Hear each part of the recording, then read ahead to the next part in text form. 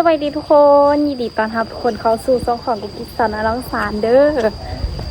มื้อนี้กิ๊กจะว่าทุกคนเข้าไปเก็บผักไปคว้ากินอยู่ในสวนทุกคนนั่นก็คือผักบงแล้วก็มีผัก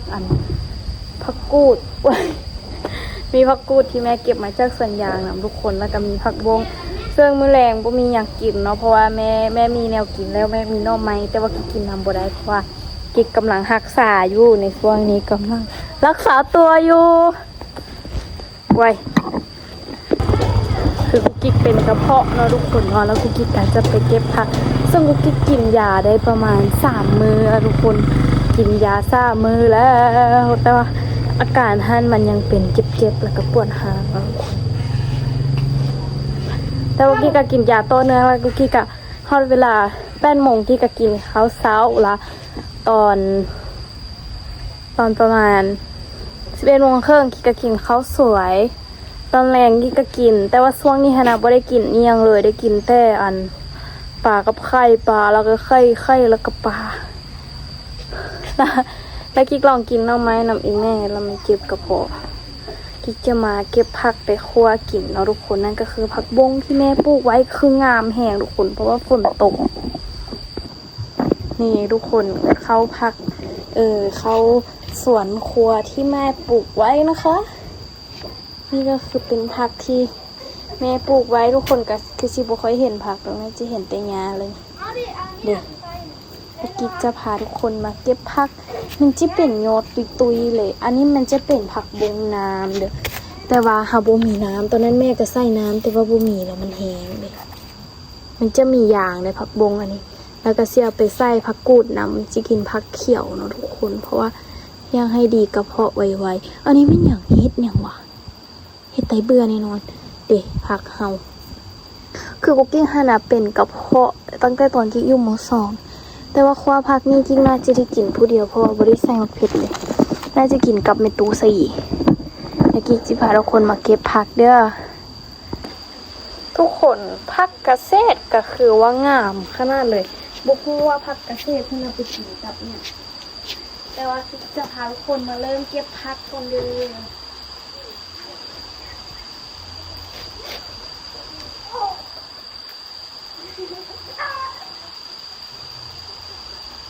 ได้แป้งกินเองนะทุกคนเพราะว่าทุกที่กินต้องกินที่แม่แป้งบ่ได้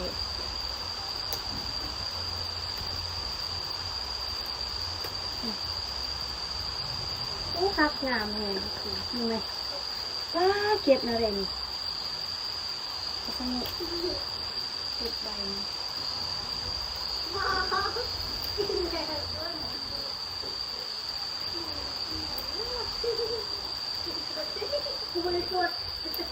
บีบต้นให้ดมวะอันนี้มันผักนี่ทุกคนผักบักงามหนึ่งอันนั้นเด้อคือสิเก็บไปไว้แต่ว่าคั่วข้ามคืนแล้วมันสิบ่แซ่บเนาะมันสิอมน้ำมันก็เลยว่าสิเก็บแผ่ไปแต่พอกินเพราะว่าแล้วมันสิอมน้ำมันมื้ออื่นเช้าจึงแต่งใหม่มื้อแลงคือสิได้กินคั่วผักกับไข่ต้มที่จริงค่ะนะถ้าฮู้ว่ามันสิเป็นอย่างนี้สิกินยาไปโดนจึงดีแต่ว่าอันนี้เอาขี้ดื้อแน่น้อยหนึ่งบ่มักกินยาเลยเป็นแนวนี้แล้วก็กินแต่เผ็ดส่วนหลายกิ๊กกินแต่มีประทังชีวิตแต่ละมื้อนี่กิ๊กจะกินมีเลยทุกคนตอนที่ยังบ่ได้ไปกวดเนาะกินมีเผ็ดตำแรงทุกแรงๆเลยกินมีเผ็ดทุกมื้อตัวนี้ก็คือยาแห้งแล้วก็เป็นคนหนึ่งที่บ่มักกินยาบ่มักแห้งยานี่มันขมแล้วก็เลยเป็นแนวนี้มันมีอีกวงวะโมแมนใบมันบ่ค่อยงามอยู่นี่นะแต่ว่าเก็บใบใหญ่ๆนะมันสิกินบ่แซ่บได้ทุกคนเบิ่งมันเหลือมันสิเหลือขึ้นห้องกุกกิกแล้วนี่อย่างมันเหนียวซะมึงไหมเก็บไปหลายแน่เพราะว่าย่านพ่อกับแม่กินน้ำย่านมันที่บ่พอกินต้องแต่งเพื่อเพิ่นเนาะทีแรกคิดว่าสิกินผู้เดียว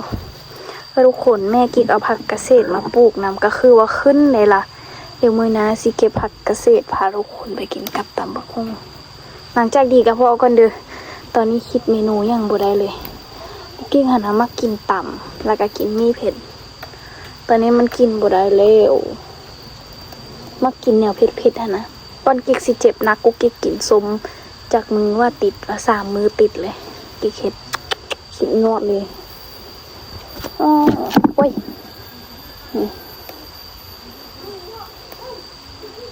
พุ่นนะพักอันนั้นมันไปหอดทางพุ่นนะพ่อบอกว่านี่ทุกคนเด้ลายบอกเด้ทุกคนที่จะเก็บยอดมันงามให้มันแตกขึ้นมาไหมเพราะว่าหน้านี่มันเป็นหน้าฝนนะแล้วมันเลยสิขึ้นดีแน่น้อยหนึ่งป้าดิมีแต่ยอดงามๆเลยเก็บผักค้างเฮือนที่แม่ปลูกไว้นี่ว้าขับขนาด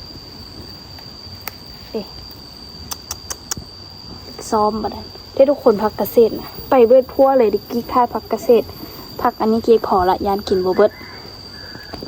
มาเบิ่งเลยผักอันนี้นะนี่บ่ทันเคยกินจักเทื่อได้นี่ทุกคนมึงไหม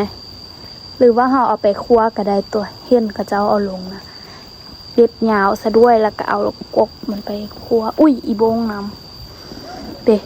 คือย่ายุบเลย พี่น้ำย่ายุบเลยดินี่มันกินได้เลยอันนี้ก็คือแม่ไปเอามาปลูกเด็กคือพักอันน้ำยายุบนี่เลยมันยุบบ่อนแหงอีกเลยนี่นี่ถือเหยียบไปเหยียบมานี่เด็กทุกคนมันเป็นต่อที่แรกปลูกค้างน้องสะบ่น้องสะแหงละเนี่ยมาปลูกดูเหมือนยิ่งจะพาทุกคนไปซ้อมอันนี้แล้วก็ไปเห็ดครัวกินแหล่นำกันกับการเป็นกระเพาะอักเสบในฮอบ4 ปีเท่านี้รู้สึกว่าตั้งใจกินยาเนี่ยเพราะ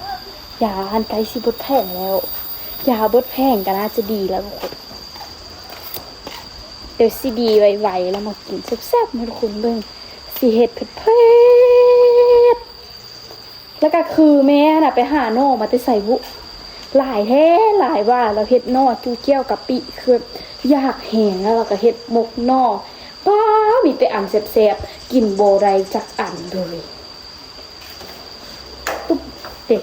อันนี้ก็คือพักอันนั้นที่อีกเรานะเดี๋ยวเราพักกันแล้วออกไปซ้อมนะทุกคนเนาะไป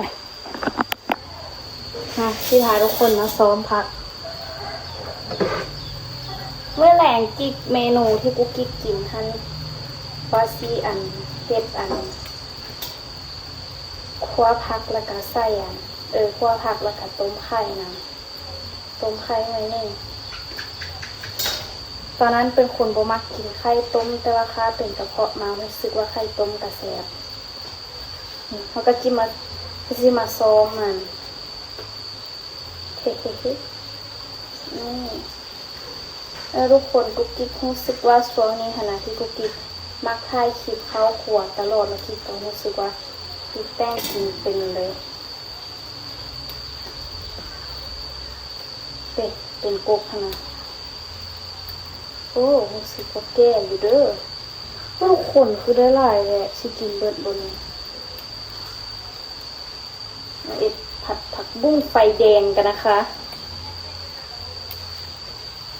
ทุกคนคิดว่ามันสิเป็นผัดผักบุ้งไฟแดงหรือว่าผัดผักบุ้งไฟใหม่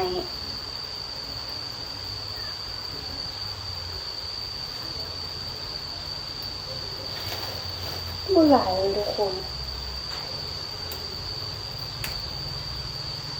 ที่กินปกติมีน้ำมันหอมเจอที่เสียบแซ่บแต่ว่าบุกเห็ดเดือดเจอเด้ถ้าหูว่าเป็นซีสิตั้งใจกินยาแค่ตั้งใจกินยาให้มันดีตอนนั้นแล้วก็แล้วทุกคนเนาะจึงไม่ได้ทรมานโดนทุกคนคงบอกเป็นอย่างกิ๊กจึงเป็นอย่างสินะเนื่องจากว่าหากิ๊กนอนสวยเนาะนอนสวยแล้วกิ๊กคันมักตื่นนอนก่อนจึงกินข้าวนะแล้วมันเราบ่ได้กินข้าวนะกินต้มมี่แทนแล้วมันก็เลยเป็นแบบนี้ แล้วเบิ้ลพอตอนแรงมาโมงที่พ่อแม่กินข้าวกุกกี้คัดบุกินกุกกี้คัดกินต้มมี่ละประมาณ8 โมงกุกกี้กา8-9 โมงที่จะมากินข้าวเรือจากที่พ่อแม่กินเต้าคนไปดราม่าทีเดียวเพราะว่าหนูไม่ชอบกินข้าวไงทุกคนมีลูกแล้วทุกคนบอกลูกทุกคนนอนเดียวว่าเราต้องเฮ็ดแบบบุกิพอละอันนี้เอาไว้เอ็ดต่ำครึ่งหลังจากดีกระปกว่าอยู่ประกามาซอยอันนี้ตัวอันนี้แม่นผักผักกูดอยู่ส่วนใหญ่ผักกูดนี่นะแม่เฮ็ดเมนูนั้นให้กินนะทุกคนคือว่าแซ่บนี่แหละต้มจุแจ่วพะนะแม่นบอกว่ามื้อนั้นต้มจุแจ่วบัวมื้อนี้ยังบ่ได้ไปกวดกระเพาะมันตาแซ่บว่ะ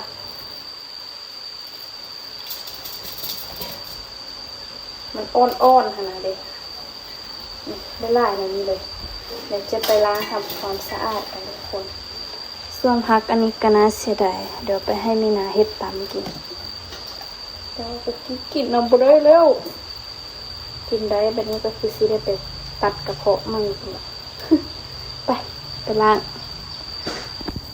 มาคิดจะพาทุกคนมาล้างพักกันแต่บ่ได้อยากแต่งกินคำเลยค่ะไปแล้วเวียหักอาบน้ำให้ในตู้แล้วก็อาบน้ำให้ตัวหมาหักแล้ว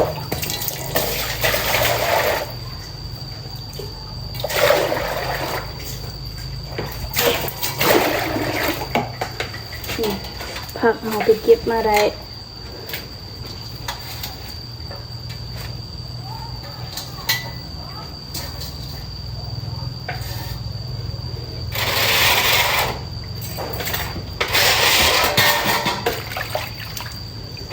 ทุกคน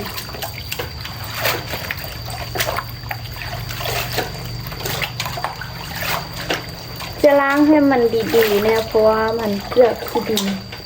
เดี๋ยวเวลาเรากินแล้วมันสิหัด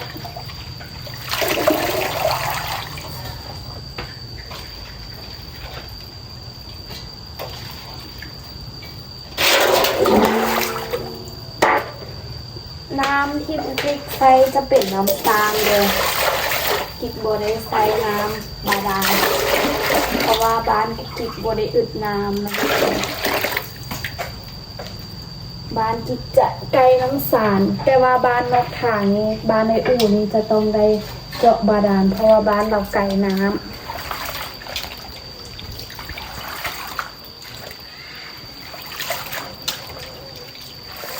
ตัวยุงลายแหงทุกคนยามนี้ยามฝนแล้วยุงก็ออกล้าหากินเขาก็ออกล้าหากิน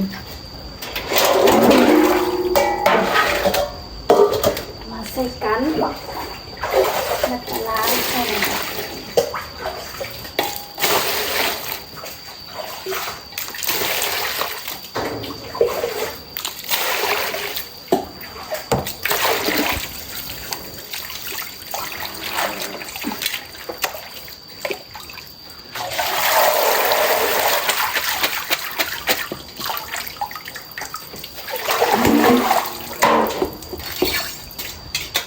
เรียบร้อยมาเราจะเพิ่มซิกเนเจอร์ในความหอมใส่หัวหอมกับหัวกระเทียมงวดนี้โบได้สอนมะเขือใส่โอ้ยุ่งนะทุกคนโอ้ยสิได้อูดแหละอยากกินข้าวเราบอเมโต้วันนี้พ่อแม่อยู่เฮือนพ่อแม่ไปสวนยางหากมาพวกเพื่อนไปไปทางลงรถอีแตนไหมเนาะ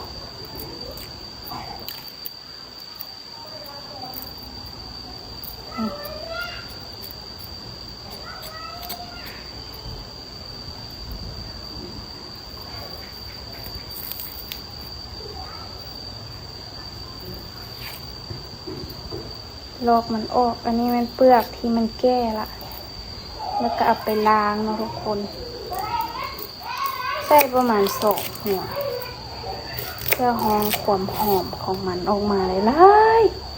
มันสิมีรสชาติหวานเลยนี่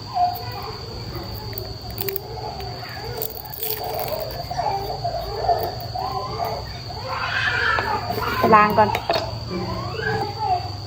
มาซอยหอมก่อนกุกกิ๊กฮูละเป็นอย่างน้ำมันมันมักฟงมันน่าจะเปียกตอนกุกกิ๊กล้างหอมนี่แหละ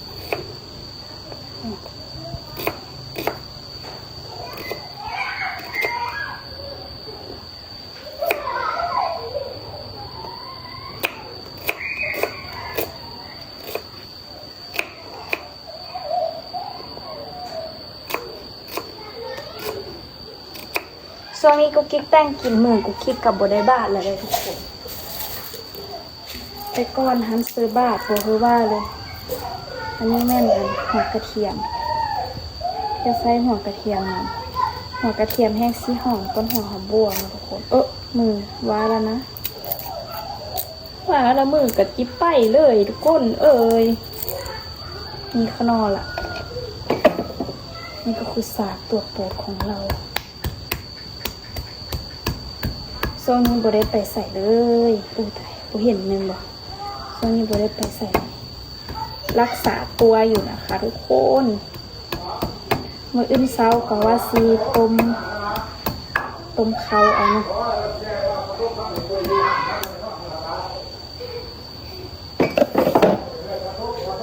เฮ็ดว่ามันทันใจดีแต่ส่วนใหญ่ทุกคนเห็นกุ๊กแป้งกินแป้งซิกมออันนี้เนาะ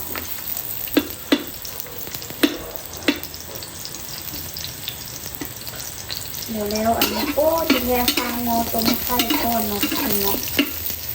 ดูดินี่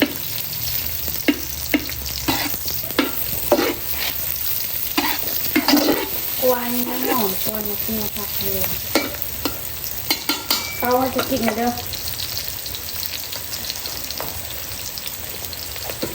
ติดมาครับ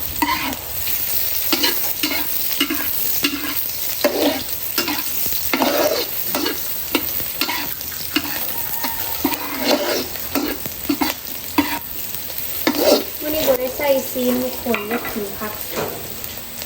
ออร์แกนิกจากสวนเ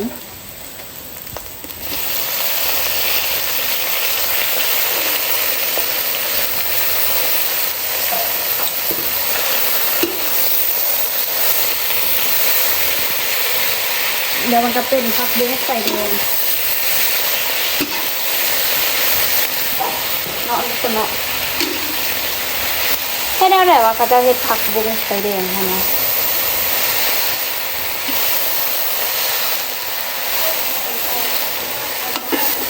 ที่กินซีนแล้วมันย่อยยากค่ะทุกคนที่ก็เลยต้องกินผักกับปลาแล้วก็ไข่เพราะว่ารู้สึกว่ามันใกล้สิดีแล้ว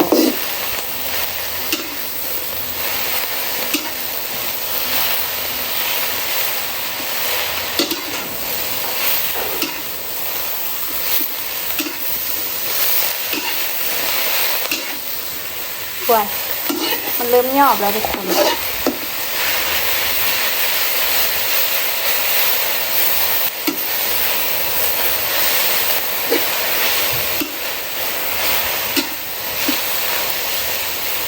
ว่าน่าจะได้ยี่หม้อหนึ่งพวกแค่ถ้วยนี่จะมาปรุงรสก่อน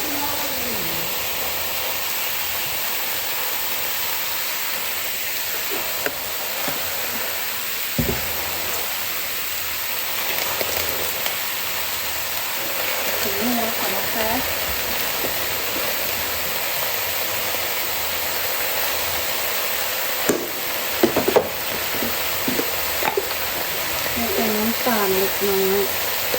ต้นหวาน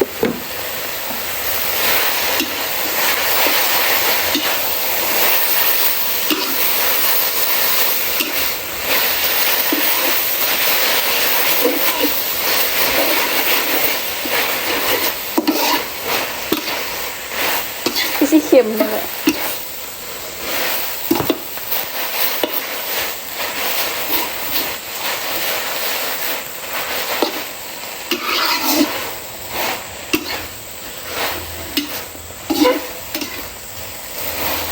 ทุกคนเหลือซ้ำนี่นะ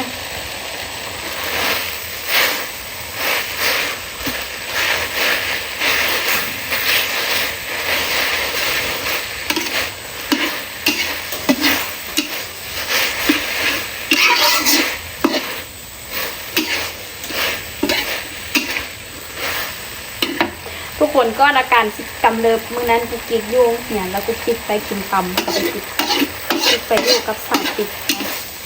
นะอาการเลยกำเริบหนักมื้ออื่นว่าสิไปอยู่นำไปกิก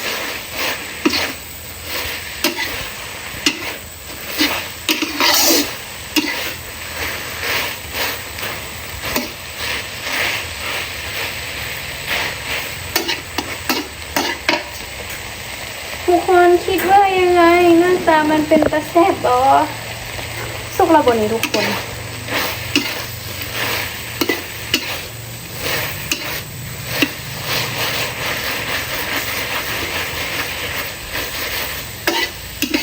คั่วดนบ่แม่ได้คั่วดนบ่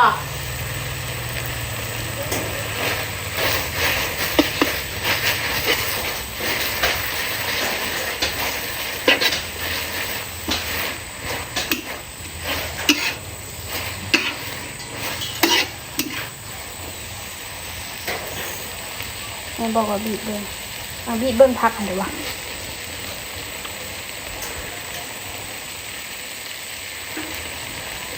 โอ้แข็งสิ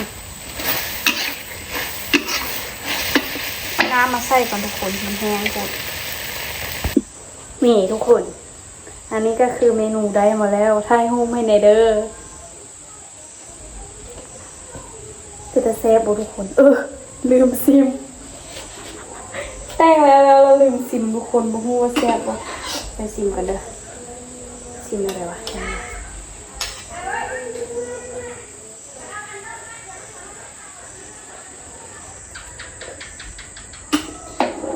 โอเคเข้ม นี่ทุกคนอันนี้ก็คือเมนูที่กุ๊กกิ๊กเฮ็ดขึ้นมาเองเนาะทุกคนนั่นก็คือครัวผักบงและกับผักกูดเขียวเนาะที่แม่เก็บมาผักกูดเขียวเดี๋ยวผักบงหันมันกุ๊กกิ๊กเข้าไปเก็บอยู่ในสวนเนาะทุกคนก็สิได้ประมาณนี้เลยเดี๋ยวกิ๊กคณะที่ขอตัวลาไปก่อนเด้อทุกคนเด้อเจอกันในคลิปวิดีโอหน้าเนาะทุกคนคลิปนี้กิ๊กจะขอตัวลาไปก่อนเด้อทุกคนบ๊ายบายขอบใจทุกคนที่เบิ่งมาฮอดตอนนี้เด้อ